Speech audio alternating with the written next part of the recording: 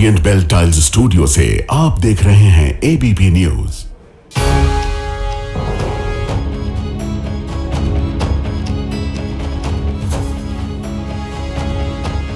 नमस्कार, मैं हूं प्रतिमा मिश्रा। आज दिन की बड़ी खबरों के साथ आइए शुरू करते हैं भारत की बात। शुरुआत उन खबरों से जिन पर विस्तार से करेंगे चर्चा। राजस्थान के हनुमानगढ़ में अन्न उगाने वाले किसानों ने फैक्ट्री में आग क्यों लगाई? आज अन्नदाता के इथेनॉल आक्रोश का विश्लेषण आपके लिए होगा। हनुमानगढ़ की इथेनॉल फैक्ट्री में क्या राजस्थान के किसी मंत्री की पार्टनरशिप है? सियासी गलियारों में ये चर्चा क्यों हो रही है, ये भी आज हम आपको दिखाएंगे। मध्य प्रदेश की पुलिस रस्सी को सांप बनाने वाले मॉडल पर काम करती है।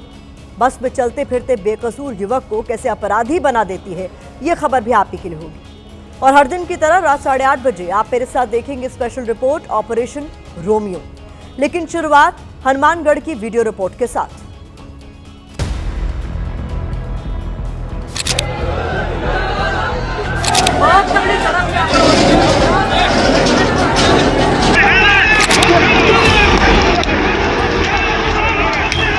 जो है वो आंसू गैस के गोले छोड़ दिए गए हैं। आंसू गैस के गोले छोड़ दिए गए हैं इस प्रदर्शन को तितर बितर करने के लिए।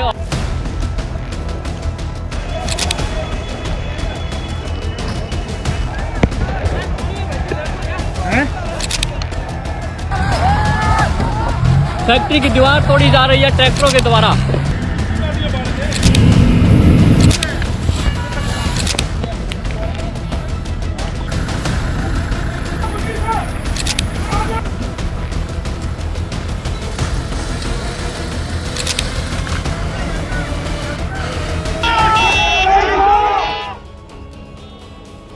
तो आज हमारी कवर स्टोरी के केंद्र में देश का क्रोधित किसान है।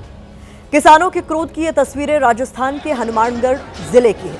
हनुमानगढ़ जिले में बीते दिन हाहाकार मचा। राजस्थान की धरती पे हुए इस ऋण की वजह इथेनॉल की फैक्ट्री है। जिले की टिब्बी तहसील के राठी खेड़ा के पास एशिया की सबसे बड़ी इथेनॉल फैक्ट्री बनाई जा रही है। 450 करोड़ की लागत से बन रही इस फैक्ट्री का स्थानीय किसान विरोध कर रहे हैं। इस सिलसिले में बुधवार को किसानों ने महापंचायत बुलाई। पंचायत के दौरान हालात बिगड़ गए और हिंसा शुरू हो गई। अब प्रशासन इस उपद्रव के लिए किसानों को कसूरवार ठहरा रहा है। लेकिन सोचने वाली बात यह है कि देश का पेट भरने के लिए अन्न उगाने वाले किसान को आग क्यों लगानी पड़ रही है? क्या प्रशासन और सरकार ने इस तरफ कोई भी ध्यान दिया है?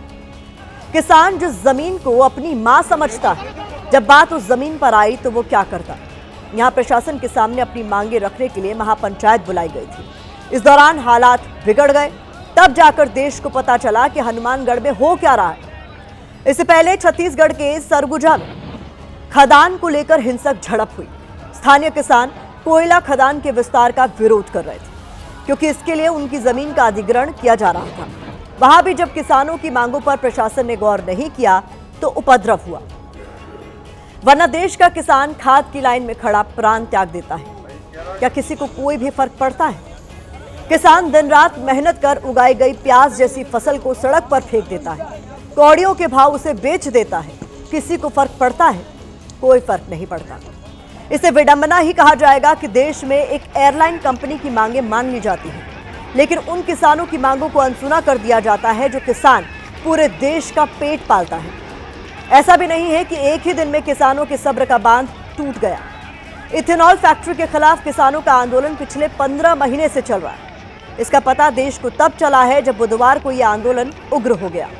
वैसे यहां आपको बता दें कि जिस हनुमानगढ़ की चर्चा आज हिंसा के बहाने हो रही है, उस हनुमानगढ़ के नाम का अपना एक इतिहास रहा है। पहले यह इलाका भटनेर के नाम से जाना जाता था। 1805 में बीकानेर के राजा सूरत सिंह ने भाटियों को हराकर भटनेर पर अधिकार कर लिया। चूंकि विजय का दिन मंगलवार था, इसलिए भगवान हनुमान से जोड़ते हुए भटनेर का नाम हनुमानगढ़ रखा गया। अब हनुमानगढ़ में बीते दिन क्या हुआ, उसकी ग्राउंड रिपोर्ट देखिए।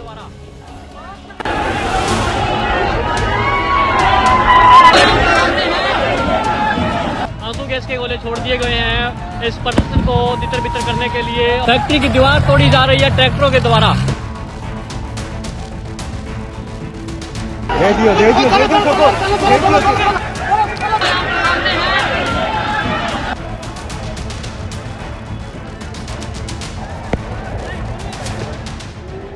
हनुमानगढ़ में इथेनॉल फैक्ट्री का निर्माण रोकने की मांग को लेकर महापंचायत बुलाई गई है। महापंचायत में हजारों की संख्या में किसान शामिल हुए।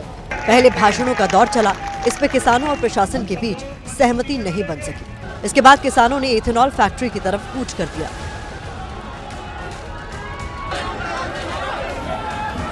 पुलिस बैरिकेड्स को तोड़ दिया। महापंचायत के मद्देनजर बड़ी तादाद में पुलिस बल तैनात था, लेकिन वो भी हजारों की बेकाबू भीड़ को रोक नहीं सका। किसानों ने ट्रैक्टर ट्रॉली से फैक्ट्री की दीवार तोड़ते हुए धावा बोल दिया। कई सरकारी वाहनों में आग लगा दी गई। हालात पर काबू पाने के लिए पुलिस को लाठीचार्ज करना पड़ा, आंसू गैस फायर करनी पड़ी। इस हंगामी उपद्रव में संगरिया विधायक अभिमन्यु पुनिया घायल हो गए।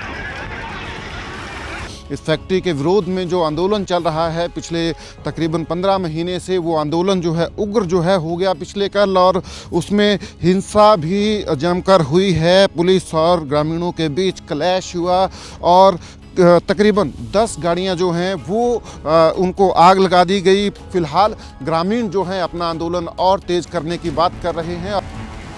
यहाँ बनने जा रही सबसे बड़ी ethanol factory ethanol blended petrol project का हिस्सा है। अब स्थानीय किसान इसका विरोध क्यों कर रहे हैं वो समझिए। इथेनॉल फैक्ट्री हटाओ संघर्ष समिति का तर्क है कि प्लांट से आसपास प्रदूषण बढ़ेगा। कंपनी का कहना है कि इससे लोगों को रोजगार मिलेगा। किसान कह रहे हैं कि फैक्ट्री के प्रदूषण से भूजल प्रदूषित होगा, बीमारियां बढ़ेंगी। वहीं कंपनी का कहना है कि पराली की खरीद से किसानों की अतिरिक्त आय होगी। किसान ये आशंका जता रहे हैं कि फैक्ट्री से निकलने वाला कचरा उनकी जमीन को बंजर बना देगा। कंपनी तर्क दे रही है कि इससे क्षेत्र की अर्थव्यवस्था में बड़ा सुधार आएगा। महत्वपूर्ण मीटिंग जो है यहाँ पे बुलाई हुई है और उस मीटिंग में जो है अगली रणनीति जो है आंदोलन की वो ग्रामीण और किसान जो है वो तय करेंगे और तय करेंगे कि इस एथेनॉल फैक्ट्री के खिलाफ जो है आंदोलन जो है उसको कैसे जो है तेज करना है। पर वहीं प्रशासन की तरफ से भी कोशिश की जा रही है, किसानों से बातचीत की जाए और इसका जो है हल निकाला जाए। कुछ असामाजिक तत्वों ने वहाँ अंदर तोड़फोड़ भी की है, हमारे द्वारा विधिवत कार्रवाई की जा रही है और जिन्होंने भी कानून तोड़ा है उनके खिलाफ सख्त कार्रवाई की। अभी सभी से आग्रह था कि आपका जो प्रतिनिधि मंडल है उसमें लोगों को डेजिग्नेट कर दें और उनके जो डिमांड्स हैं वो हमें कम्युनिकेट पॉइंट वाइज कर दें ताकि हम उसको एग्जामिन करके further course of action decide कर सकें। Thank you. किसानों का आरोप है कि जिन लोगों ने अपनी जमीनें बेची उन्हें ये भी नहीं बताया गया कि इसका इस्तेमाल किस काम के लिए होगा। हमारा विरोध है कि ये फैक्ट्री का पलायन यहाँ से होना चाहिए।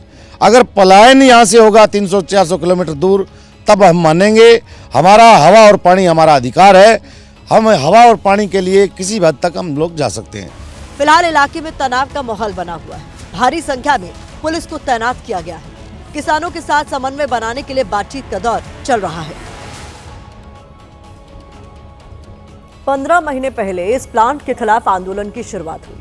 इसके बाद ये कैसे कैसे आगे बढ़ा, इसकी पूरी क्रोनोलॉजी क्या है वो भी समझिए, ताकि आपको पता चल सके कि एक कंपनी की मांगे चंद घंटों में मान ली जाती हैं और किसानों की मांगे सरकारी फाइलों में धूल खाती रह जाती हैं। 2024 के सितंबर महीने से जून 2025 तक 10 महीने यह आंदोलन शांतिपूर्ण तरीके से चलता रहा।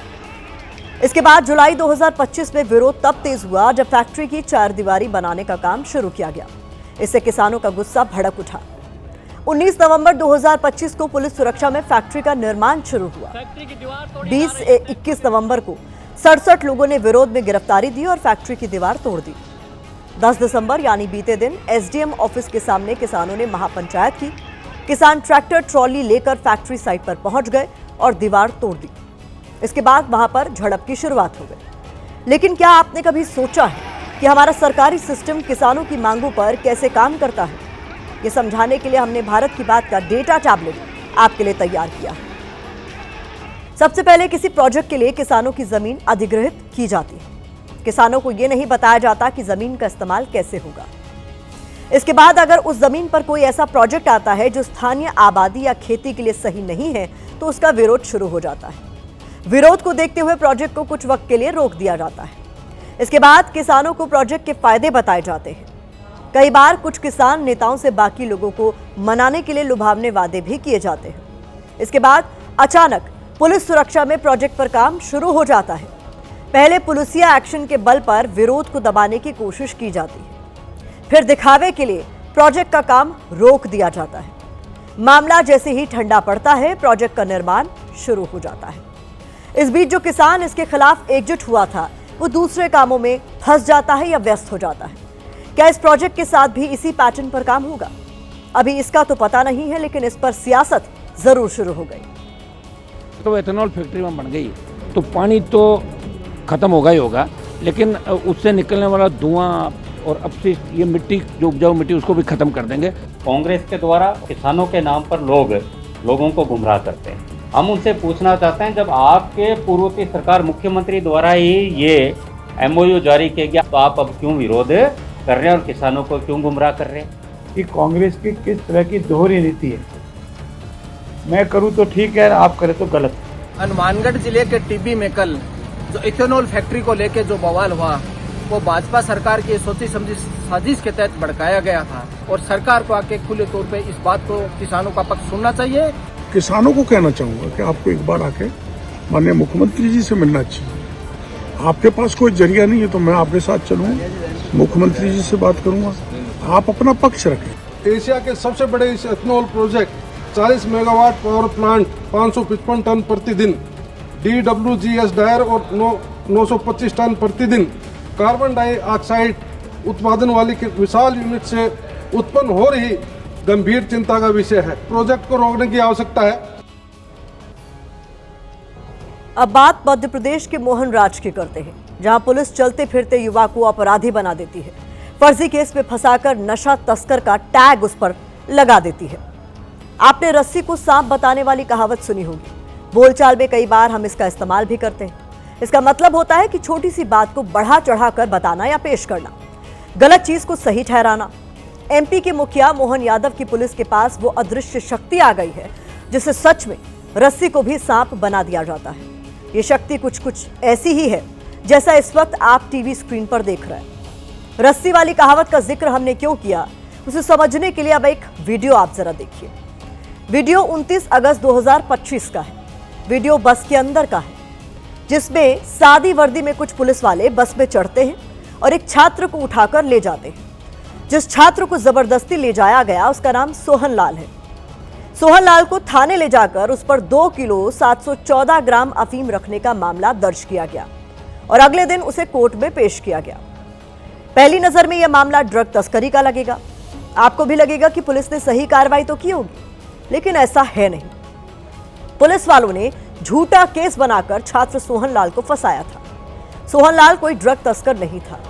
इस केस में पुलिस वालों ने सारे नियम कानूनों को साइड में रखकर कार्रवाई की। जांच अधिकारी ने भी सोहन लाल को फंसाने के लिए झूठ बोला, लेकिन जब MP हाईकोर्ट की इंदौर बेंच ने इस केस की फाइल खोली तो पुलिस की साजिश का पर्दाफाश हो गया। ये रिपोर्ट देखिए और समझिए कैसे मोहन राज का सिस्टम एक निर्दोष को भी चंद सेकंड में अपराधी बना देता है।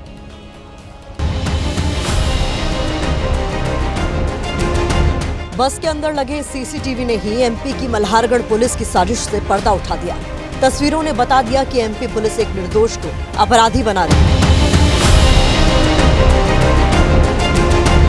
तस्वीर 29 अगस्त 2025 की है, जब MP पुलिस के जवान एक गुप्त सूचना पर सादी वर्दी पहनकर बस में चढ़े थे। पुलिस वालों को बस में बैठे सोहन लाल की तलाश थी। सफेद टी-शर्ट में सीट पर बैठे सोहन लाल को पुलिसकर्मी देखते ही घेर लेते हैं। बस से उतरते हुए पुलिस वाले की नजर वहां लगे CCTV पर जाती है। पुलिस वाला इशारा करता है, लेकिन उस वक्त पुलिस वालों को भी अंदाजा नहीं था कि यही CCTV फुटेज उनकी करतूत को बेपर्दा करेगा। पुलिस ने सोहन लाल को मंदसौर के बाड़ाखाल चौराहे से गिरफ्तार किया था। पुलिस ने बताया कि सोहन लाल के पास एक बैग था जिससे 2 किलो 714 ग्राम अफीम बरामद की गई। पुलिस ने इसकी कीमत करीब 5,42,000 रुपए आंकी थी। इसके बाद पुलिस ने सोहन लाल को कोर्ट में पेश किया। सोहन लाल की गिरफ्तारी के बाद उसके परिवार ने 5 दिसंबर को कोर्ट में एक याचिका दर्ज की, जिसमें कहा गया था कि छात्र को अवैध तरीके से पुलिस ने बस से उतारकर किडनैप किया और शाम को उसके पास से 2.5 किलो से ज़्यादा अफीम बरामद दिखाकर झूठा केस दर्ज किया गया। 5 दिसंबर को ही कोर्ट ने मामले को संदिग्ध मानते हुए सोहन लाल को जमानत दे दी थी। इसके बाद इंदौर हाईकोर्ट में हुई अगली सुनवाई में कोर्ट ने मंदसौर जिले के SP विनोद मीणा को बुलाया, जहां कोर्ट ने SP विनोद मीणा से तीखे सवाल पूछे और यहीं से पुलिस सवालों के घेरे में आ गई। इंदौर हाईकोर्ट ने SP विनोद मीणा से पूछा कि बताइए ये क्या चल रहा है, क्या पूरा थाना इसमें मिला हुआ है? इस पर एसपी विनोद मीणा ने जवाब देते हुए कहा कि मिलॉर्ड, पूरे केस में लीगल तरीका नहीं अपनाया गया। इंदौर हाईकोर्ट ने पूछा कि आपका जांच अधिकारी बयान दे रहा है कि बस में जो लोग चढ़े, जिन्होंने सोहन लाल को उतारा, वो उन्हें नहीं जानता है। इस पर एसपी मीणा ने जवाब दिया कि जांच अधिकारी ने झूठ बोला है। जिन लोगों ने सोहन लाल को बस से उतारा वो सादी वर्दी में पुलिसकर्मी ही थे। इंदौर हाईकोर्ट ने सवाल उठाया कि जब सुबह 11 बजे सोहन लाल को गिरफ्तार किया गया तो केस शाम के 5 बजे क्यों दर्ज किया गया। एसपी महोदय आज न्यायालय में उपस्थित हुए सुबह और उन्होंने इस चीज को स्वीकारा है कि पुलिस मल्हारगढ़ के द्वारा जो कार्रवाई की गई है वो अवैधानिक है, एज पर द लॉ नहीं है, एज पर द रेगुलेशन नहीं है। पुलिस ने दावा किया है कि सोहन लाल के पास बैग था जिसमें ड्रग्स थी, लेकिन सीसीटीवी में कहीं भी वो बैग नजर नहीं आया जिसमें ड्रग्स रखे होने की बात सामने आ रही है। वहीं पुलिस अब भी कह रही है कि सोहन लाल ड्रग तस्कर है और पुलिस के पास इसका सबूत है। इस मामले में 6 पुलिसकर्मियों को निलंबित किया गया है। इनके खिलाफ विभागीय जांच की भी शुरुआत हो गई है।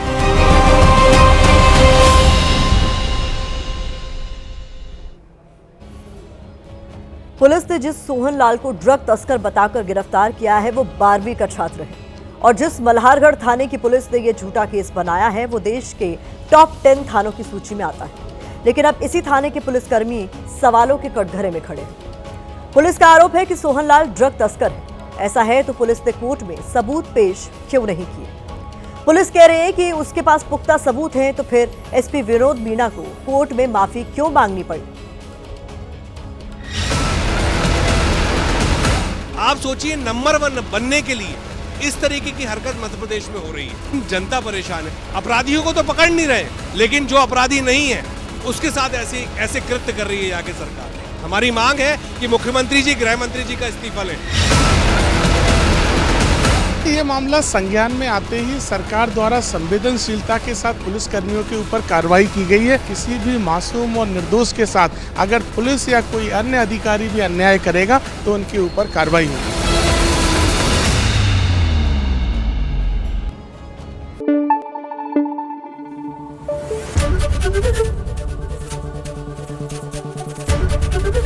एबीपी न्यूज आपको रखे आगे।